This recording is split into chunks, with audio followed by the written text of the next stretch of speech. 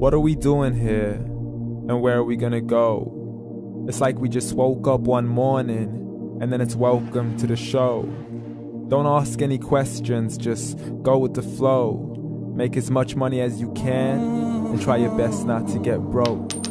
Copy everything you see on the TV, from the hairstyles to the clothes, and don't think too often, just do exactly as you're told. And if you ever get confused, then just turn towards the alcohol. You'll still hear your thoughts, then just turn up the radio as you learn to live a lifestyle of drugs, sex, and rock and roll. But in all honesty, I just need to know, is there more to the cycle than growing and getting old? Living and dying just to leave behind a happy home and a whole lot of property that somebody else is going to own. I just really need to know before the casket's closed, 'cause I'm not willing to gamble with my soul, nor am I ready to take any chances. These are just simple life questions and I'm just searching for some answers. Like, what are we doing here? And what is our purpose? How did we get here, and who made us so perfect? And what happens once we go, or is this world all really worth it? Questions we don't answer because apparently we don't really have to. There's no purpose to this life and our existence is merely natural. Then in that case, please let me ask you, did you create yourself, or was it somebody else who had fashioned you? 'Cause you're a being that's impeccable, faultless and unparalleled. You're a product of supreme intelligence and I'm merely being rational. For there isn't a camera on this earth that can come close to the human eye, nor a computer that can compete alongside the human mind. And if the whole world was to come together, we wouldn't be able to create a single fly. So many signs, yet we still deny. As science tries to justify that all this could come from none, when it's a simple sum. 0 plus 0 plus 0 cannot possibly ever give you 1.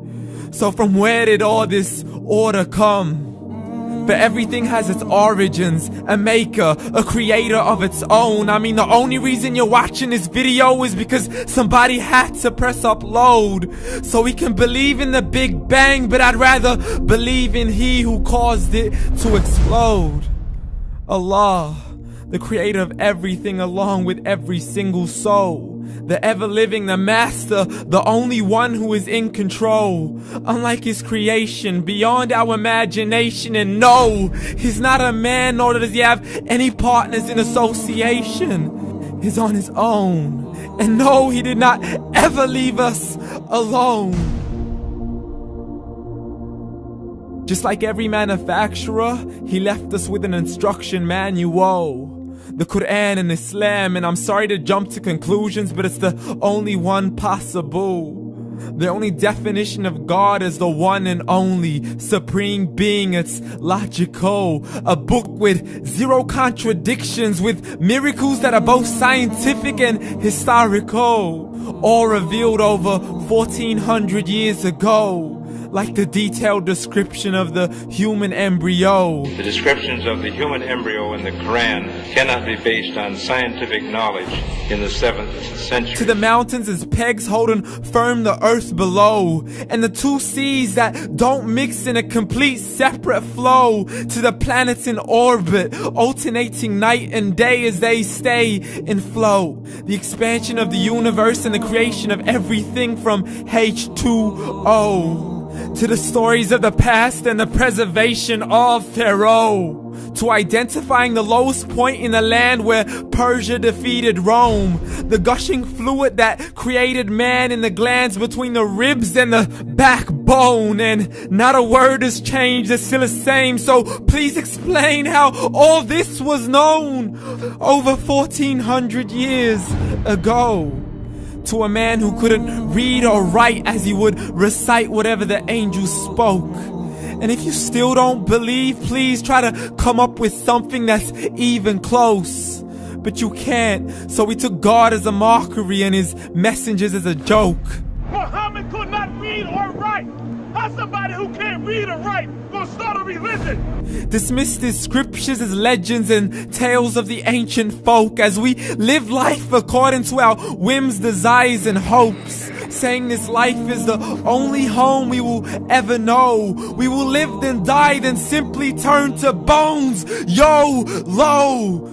Correction, after the grass dies, the rain arrives and it regrows, and Allah promises to do the same thing to your very soul and bring you back from your very fingertips to your toes, as the all-seeing supreme being watches us so close, and we are surely being tested in our wealth, our health, and our self, and everything that we've been blessed with. So believe, for we will surely be resurrected and be brought back to our Lord and account for every single deed, as He hands us our books and orders us to read.